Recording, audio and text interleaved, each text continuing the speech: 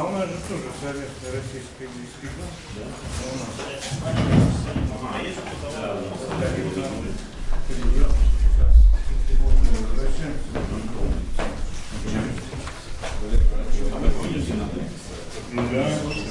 А у нас черепика, там, нет, там несколько мест.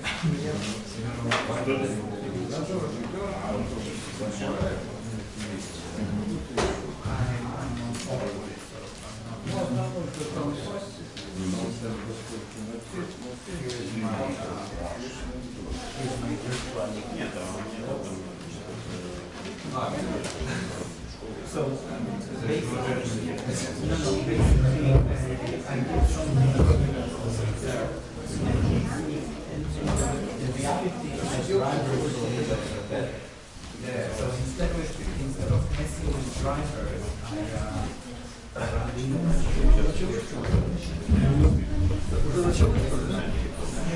Я не знаю, должен быть председатель, чтобы... ну давайте я... когда... подождать. Нет, я увидел, что доска написана, и думаю, что... Доска написана уже 2 часа назад. Я тоже увидел. Что ты опоздал на 2 часа. На 2 часа опоздал. Ну как так можно? Виноват. Что последний раз?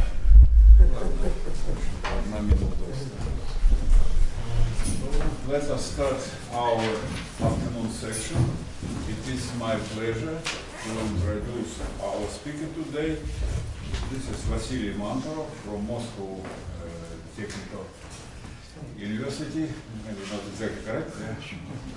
And the title of his talk is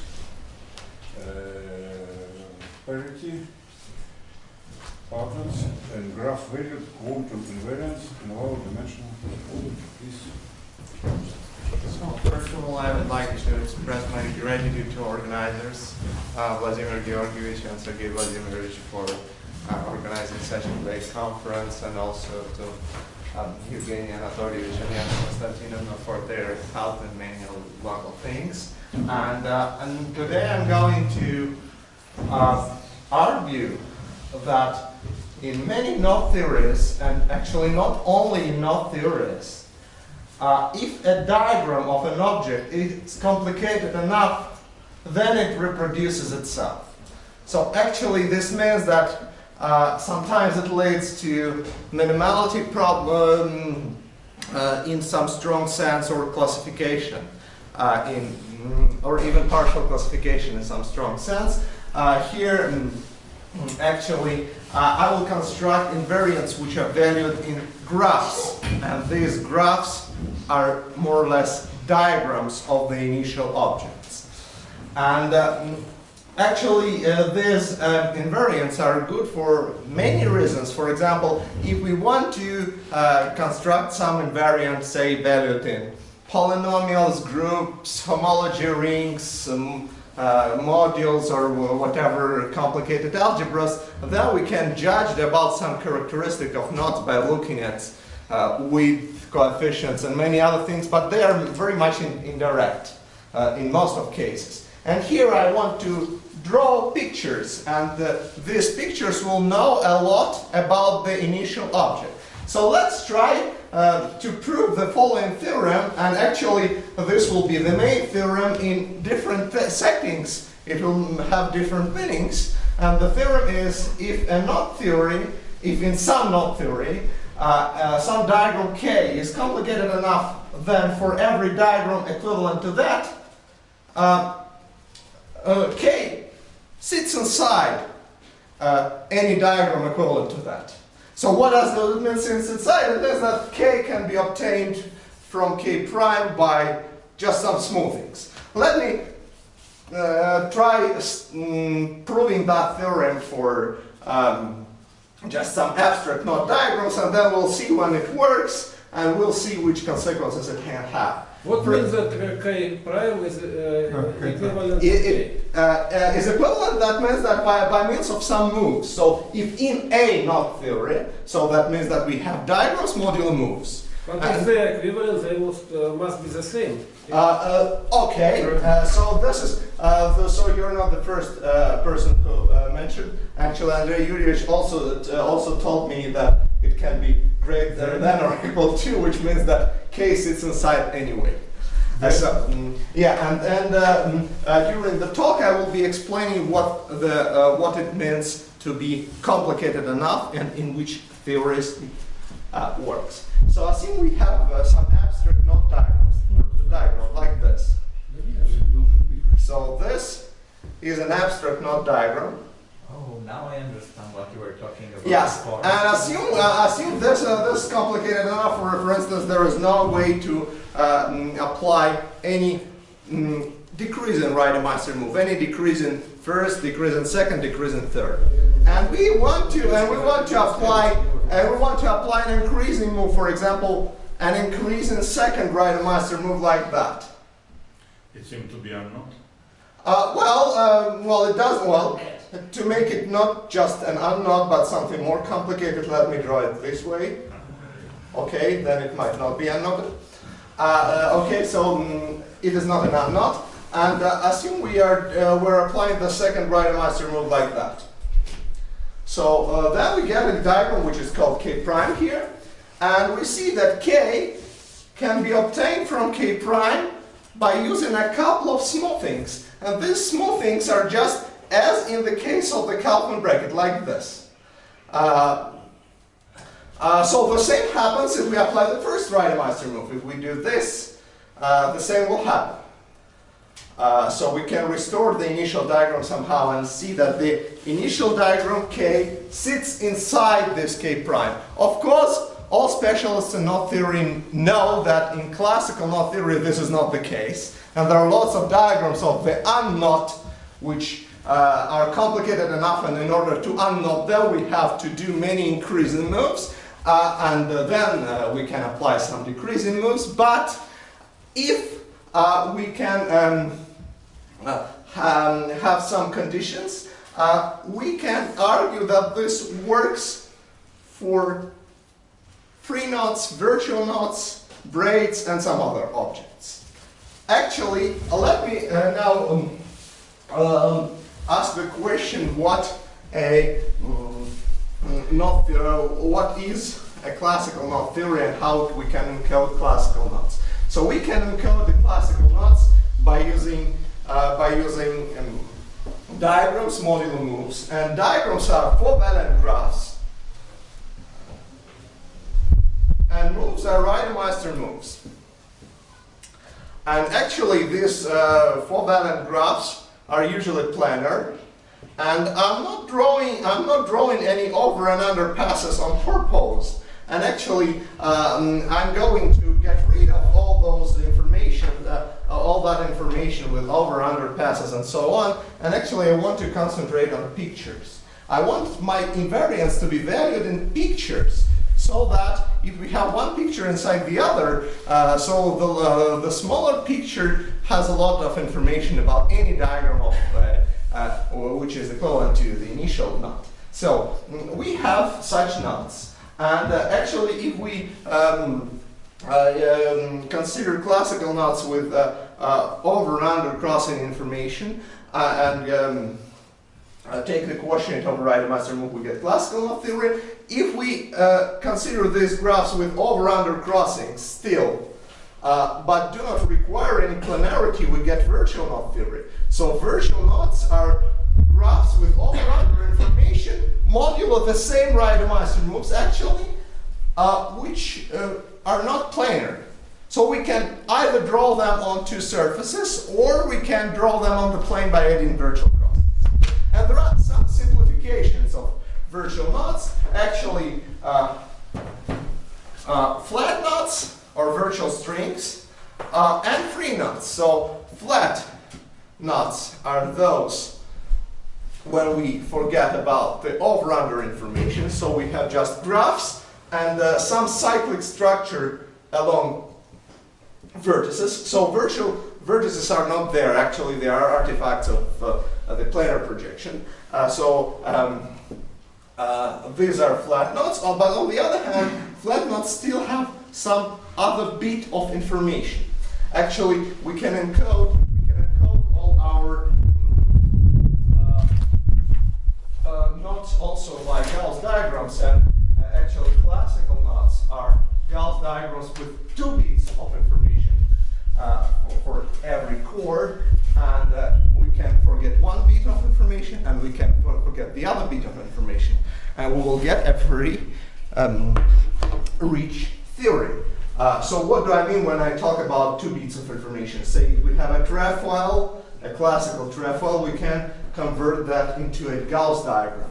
So this means that we traverse the knot along the orientation, and we can connect points which correspond to preimages of the same crossing point, and we also put some over-under information, and we also put some signs, which in this case are all positive signs, which means that we have over-under crossings. But we and also we can impose Rademacher moves on such diagrams. So these Gauss diagrams, if they are planar, they lead to classical knots. If they are not planar, they lead to virtual knots. But we can also forget about plus or minus. Then we get what is called flat virtual knots, which correspond to homotopy classes of curves on surfaces, and of course these homotopy classes are groups, and we can are elements of groups, and we can also take the quotient and forget about these arrows. So what does it mean to forget about both bits of information? Actually, we locally at every crossing we have an information how it is placed on R2. We have opposite edges naturally, which correspond to this part and this part. And besides that, we can have a cyclic orientation around every vertex. So we can have 1, 2, 3, 4. Or we can put it so that it becomes 1, 4, 3, 2, which means that we have 1, here it will be 4, here it will be 3, and 1, 2, yeah, here it will be 3,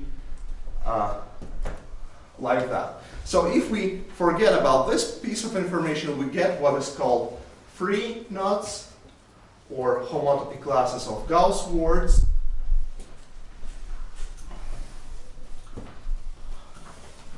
And they were introduced by Turaev something like 10 years ago, and they were conjectured to be trivial. Now I will show that they are not just non-trivial, but that they also possess a very rich structure. And of course, if it's a quotient of double quotient of virtual knots, then non-triviality of flats, non-triviality of free knots will yield non-triviality of flat and non-triviality of virtuals. But I don't. But on purpose, I don't want to care about over/under crossings. I don't want to care about coefficients. I even don't want to care about any numbers. I want to do most of calculations over Z2 and without any coefficients. But just to draw, I want to draw some pictures. Now, Gauss was the first who was trying to construct such diagrams, and they were called Gauss diagrams. And actually, he mentioned that if we have a planar diagram, then every chord of such a planar diagram is even, in the sense that it intersects evenly many chords. It's an exercise. Well, if our diagram is not planar, chords need not be even. They can be odd. And we can distinguish between 2 types of chords, even ones and odd ones. And actually, this is the way how we can distinguish between 2 types of crossings. Crossings which are even or odd. And this is crucial. So some crossings which are highly non-trivial can record some non-trivial information about the links. In classical knot-link theory, say for two-component links, this exists, for example, for two-component links. We can distinguish between mixed crossings and pure crossings. And this already gives us something, for example, the linking coefficient, but not so much. But in the realm of virtual knots and free and flat, there will be many different types of different crossings. And we just start with odd crossings. So now, let's just look at what odd crossings can mean. So first of all, when we want to apply some decreasing Reidemeister move, like the first one. So the first Reidemeister move means that we want to erase a solitary chord. A solitary chord, and solitary means 0 means even. 0 is an even number. So if we have 3 chords like that, which means the third Reidemeister move at the level of Gauss diagrams, then actually the sum of parities of these 3 chords is even. This is the Pasch axiom of the Hilbert axioms system for the Euclidean geometry. So if a chord intersects at least one of them, it should intersect exactly 2. So at least one of them should be even, or all 3 will be even. So it's impossible for all 3 to be odd.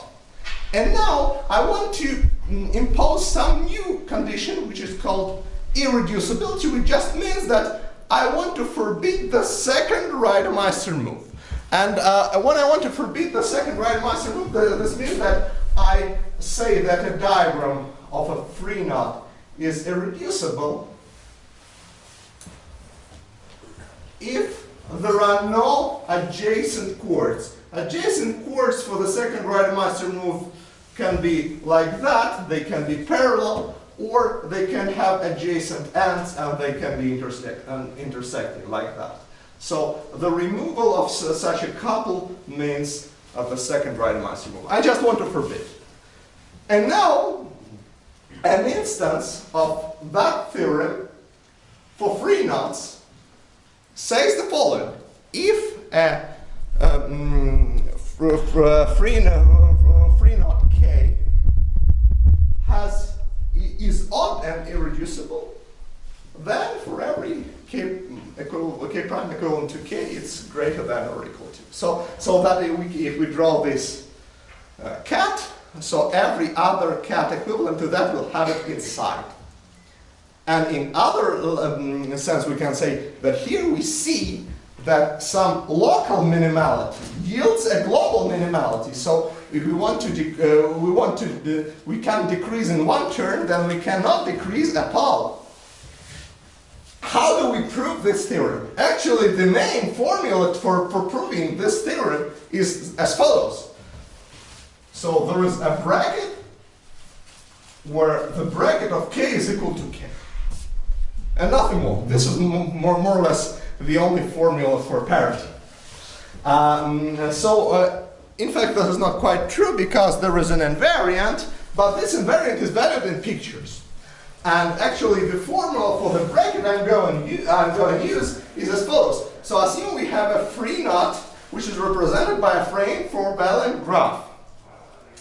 Then this free knot, K, we can smooth it just as we did in the case of constructing the Kaufman bracket. So we take all crossings as and we smooth them, but I want to smooth only even crossings. So here I say that I smooth even crossings of K, and I denote the result of smoothing by Ks. So I smooth even crossings in either way. So if it were even, it would be this or that. And I don't do anything with odd crossings. So odd crossings persist. And also, here I want to pick only those summands which have exactly one component, which means that the result will be some curve. the result will be or a collection of curves. So there will be some universal components. So I will pick only those which are one component. So I will have some summands. And now, Vasily? yes? I don't understand. When you say you smooth it both ways and get all Both ways, both ways. Okay. And then among all those two. And then you take things with a single component from all the possible things you get. Okay. Yes, yes. And now the theorem says that this bracket of K, which is thought of as an element of just linear combinations of the Z2, I don't care about signs, of what? Of four-valent graphs, actually with this cross structure, modulo Reidemeister 2 only, is an invariant. So the claim of that theorem means that if we do this operation, then all Reidemeister moves, the first, the second, and the third, will reduce to the second Reidemeister move only. And we take someone's mod Z2, I don't care. And this means actually that we have knots here, and we have only graphs here. Now assume we have a knot which is odd and irreducible. The first instance of such a knot, one of the first instances, is like that. So this is a free knot Gauss diagram. Free means that there are no additional bits of information. So it's odd, all chords are odd, and it's irreducible. There is no pair of adjacent chords. So if we take the bracket of such a diagram, it has no even chords. So according to this formula, what do we get? We get exactly this. That the bracket of K is equal to K. But K in the left-hand side and K in the right-hand side have principally different meanings. K in the left-hand side is a knot, is a diagram subject to certain moves. And K is in the right-hand side, well, it's subject to Reidemeister 2, but the Reidemeister 2 is almost nothing. So it's just a graph, it's just a minimal graph. So actually this means that if we want to take some K prime which is equivalent to K, then the bracket of K prime will be K again. And what does it mean that the bracket is K? This means that some smoothing of K prime contains K in some way. So for example, if we want to estimate some characteristics,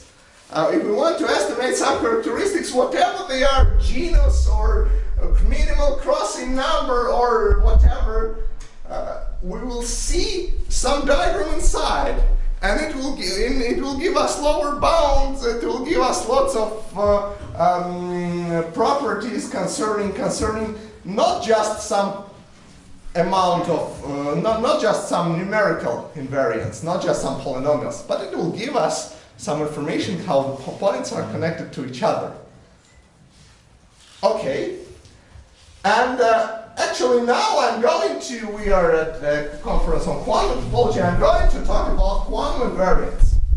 Quantum invariants, and the question which bothered me a lot was the following question. Well, this case with this bracket, which I call the parity bracket, and which disproved Turai's conjecture from 10 years ago. So the bracket was constructed in January 2009. This parity bracket works nicely and even admits some partial classification for odd irreducible knots. For example, if we know that we perform Reidemeister move and we end up with a diagram which is odd and irreducible with, say, 10 crossings, then there is no diagram with 10 crossings equivalent to that. So this is a partial classification of a large class of knots. But it's not quite large. So we can construct some diagram which has some other Gauss diagram like this. For example, we can construct a heptagon or an octagon. Well, some large polygon anyway. Never mind. So here, starting from 7 chords, there is no way to apply a third Riemann rule. So they seem to be rigid and they seem to be minimal. But how to prove their minimality? So they are all odd. Every chord intersects exactly 2 chords. And if we apply this bracket, everything can be undone. So we can just say that, well, the invariant will be trivial. But here I'm going to talk about Kuperberg's quantum invariants. Now, Kuperberg's quantum invariant, SL3 invariant, it's a formula which assigns some Laurent polynomial in one variable to classical knots. So we have a classical knot diagram, and at every crossing we take 2 small things, this one and that one. They go with some coefficients, but I don't care about coefficients and even don't care about signs.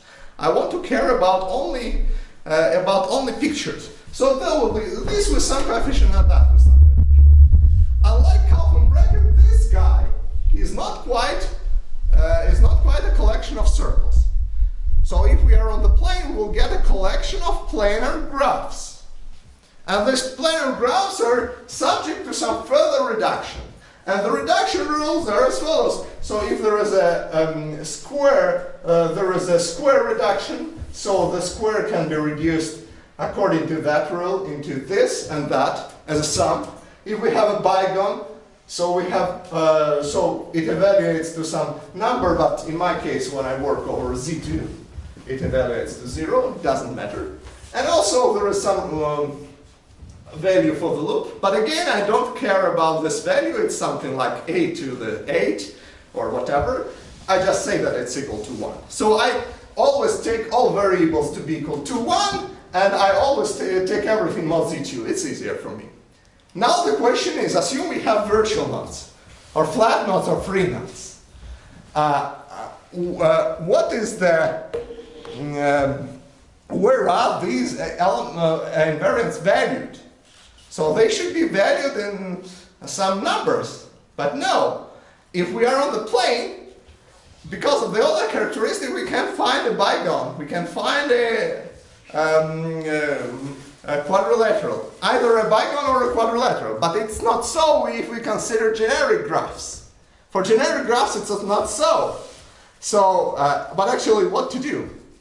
The main principle is the graph evaluates to itself.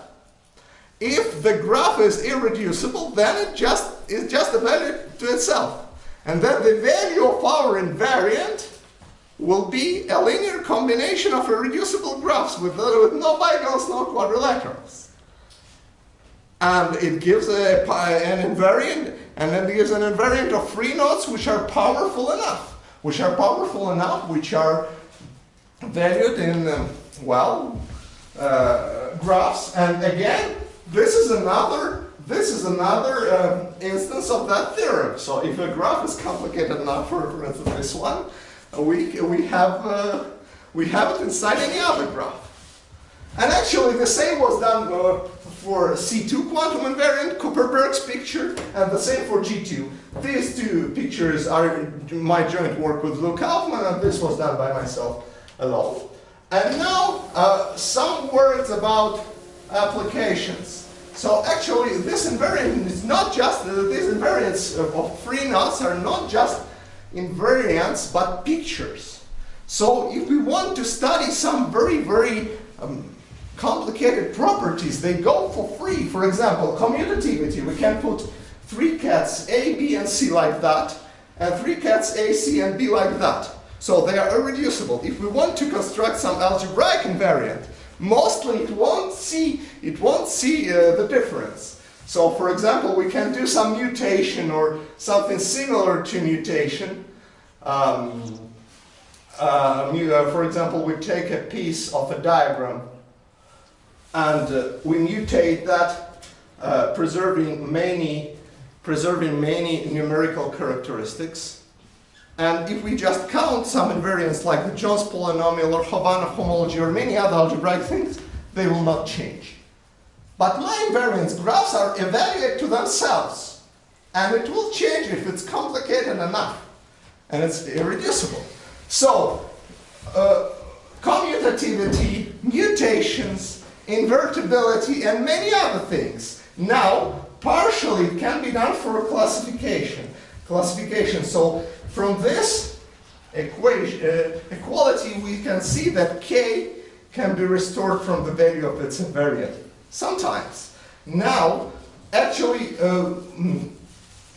braid group representations for virtual flat or free braid groups can be also constructed for free. Instead of solving Yang-Baxter or constructing some modules or quantum groups, we can do the following.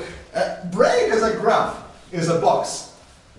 And we can take a tangle, and one box acts on the other box.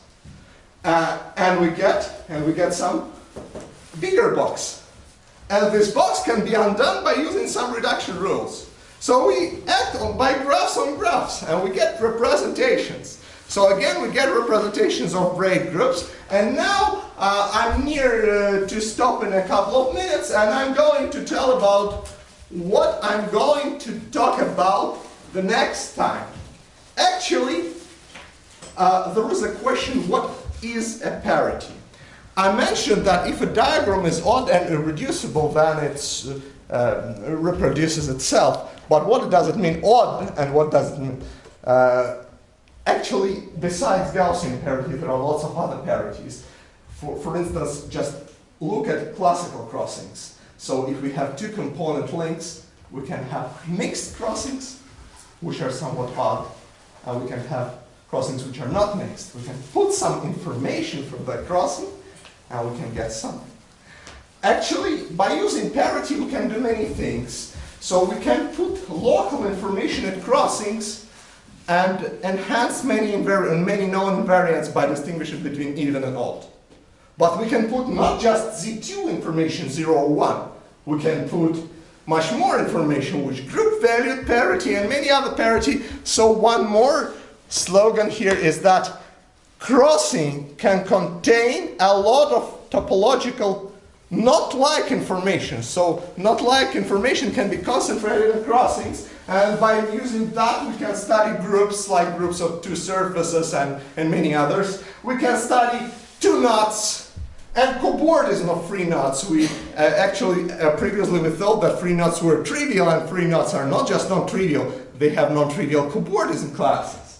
And actually, we can go to virtual and even to classical links by just using some topological information, topological constructions when we find thickened surfaces inside classical link complements or something like that. This is a joint work with Mike Charisma. And also we can do many things with Goldman bracket and Turaev co-bracket for free knots and for many other objects. And so we can enhance these invariants in many ways by using parities, and so this seems to be the right point to stop. Thank you very much. Some questions, please? Some remarks, some comments? Does your talk contain at least one exact formulated and true theorem? Yes, so let's look at this theorem. If a free knot Gauss diagram is odd and irreducible, then every diagram equivalent to that contains this diagram in the sense that the initial diagram can be obtained from the new diagram by using a sequence of smoothings, which I'm afraid I erased, by a sequence of smoothings, like as in the Kaufman bracket. And actually, not only this instance, but there are many other instances where, for example, for Kuperberg SL3, I didn't say what irreducible diagrams means, but there are many more. So what you mean is that contain it and literally contain it? So we can smooth some crossings and we get exactly K. We can smooth some crossings of K prime and we get exactly K. And there exists a proof, yeah? And yes, we just look at Reidemeister moves, everything is local. So Reidemeister moves reduce, so this bracket reduces the first move to nothing, it reduces the second move to the second, and it reduces the third either to nothing or to the second. Yeah, so the proof is almost trivial. Yeah? Yes, it's one-line proof, yes. Okay.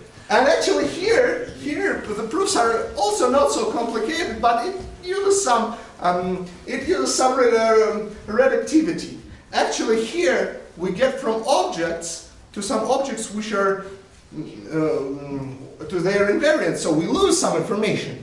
But instead of moves which are not reductive, like the set of 3 Reidemeister moves, we get to moves which are reductive, and that's crucial. That's crucial. At the level of graphs, we have only reductive moves which lead us to unique minimal representative. And this uniqueness can be proved along the lines of Cooper-Brug's proof. Well, a bit more complicated. So we just work a bit with graphs, and that's it. Okay. Okay, are there some more questions?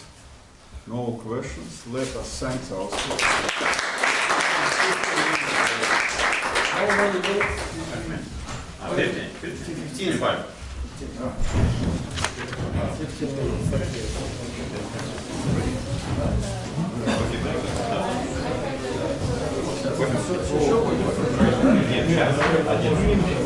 Потом-то